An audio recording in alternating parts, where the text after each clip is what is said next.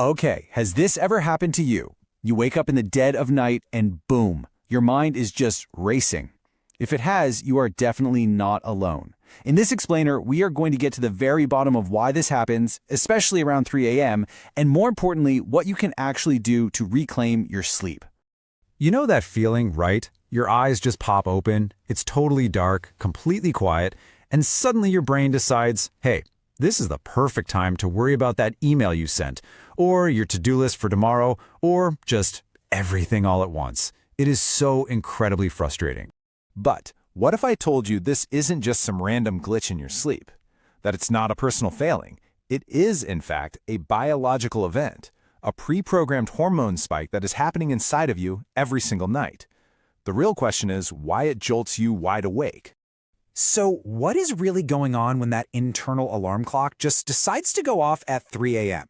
Let's dig into the science behind this super common universal experience.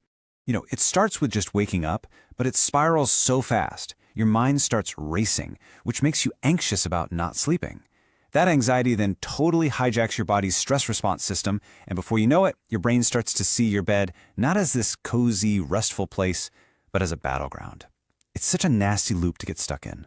So to really understand this loop, we need to meet the main character in our little 3 a.m. drama, a hormone that acts kind of like your body's own internal stress switch, and its name is cortisol. Now, cortisol gets a really bad rap, but it's not the villain here, I promise. Yes, it's the body's primary stress hormone, but it is absolutely essential. It plays this critical role in our natural sleep-wake cycle by, getting our engine ready to start for the day. And here is the secret. Your body is literally hardwired to start releasing a little bit of cortisol in the wee hours of the morning, usually around 2 or 3 a.m. This isn't a bug, it's a feature. It's the starting gun for your wake-up process, which is still hours away. And this is where it all clicks. On the left, you see a normal cycle, just a gentle rise in cortisol. This just kind of nudges you through lighter stages of sleep. But on the right, when you're stressed out, that gentle nudge turns into a massive, sharp spike. That's the jolt that feels like a shot of adrenaline, and that is what's waking you up. So what causes that gentle rise to become a sharp wake-up call spike? Well, chronic stress and anxiety are the biggest culprits, because they keep your whole system on high alert. But other things are just as important. A dip in your blood sugar overnight, that late afternoon coffee, and yeah, even that relaxing glass of wine before bed can all set the stage. All right, so you get the why. You're awake, your heart's pounding, and cortisol is flooding your system. Let's build your action plan for what to do right then and there, in the moment. The number one most important rule when you wake up is this. Whatever you do, do not look at the clock. Seriously. The second you see it's 3:15 a.m., your brain starts doing the math, calculating how much sleep you're losing. That panic, by itself, releases more cortisol, making it even harder to fall back asleep.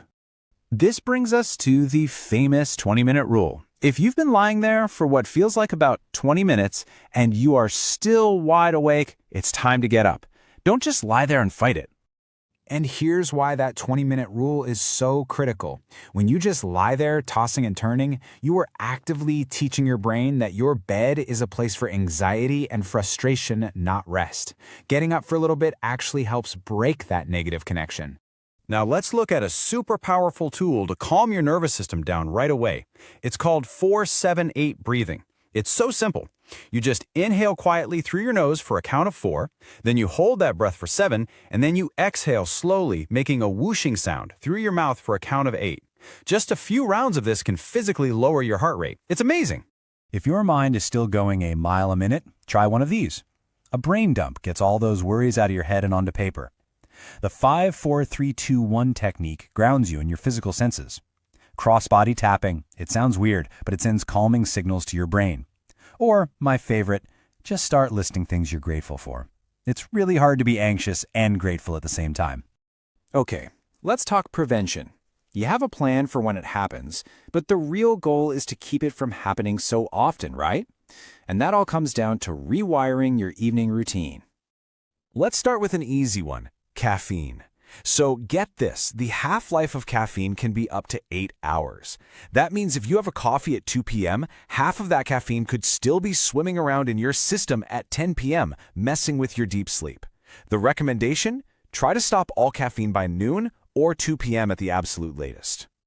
Here's a quick checklist for a sleep-friendly evening, all designed to downregulate or calm down your nervous system. Create a wind-down routine. Keep your room nice and cool. Get off those screens and away from bright lights. A small snack with some protein and fat, like a handful of almonds, can help keep your blood sugar stable. And definitely limit alcohol, because while it might make you feel sleepy at first, it almost always causes a rebound that wakes you up later. And this is such a key distinction to make. Falling into bed totally exhausted is not the same as being relaxed.